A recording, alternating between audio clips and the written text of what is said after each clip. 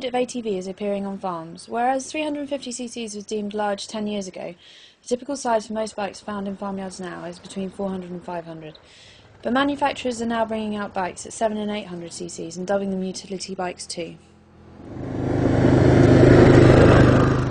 We got 6 bikes, ranging from 680 to 850cc, and put them through a range of typical farm-inspired tests, which included towing a 600 kilo trailer at speed up a steep incline, an overall agility test around a particularly demanding woodland track, a turning circle test, and overall ride quality throughout the day.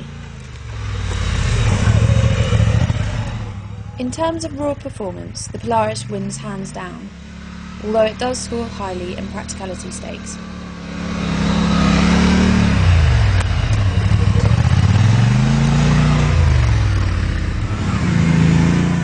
In terms of practicality, the Kawasaki came top of our list, which transferred its power most effectively and comfortably to the ground. Because of its lightweight frame, the Honda is easiest to throw around corners, but the Yamaha's electric power steering made for easy handling too. So how do we rate these 6 machines? The Suzuki King Quad is a no-nonsense, well put together bike. Probably not one to go for if you do a lot of heavy towing, but around the yard and on the hill it's still a proper utility bike without all the bells and whistles of some of the others. The Yamaha Grizzly, despite having good spit steering, has a funny driving position and is a bit of a definitive grey man of the group. It isn't loud, brash or overly muscly, but gets on with the job as required. This is the Can-Am Outlander 800.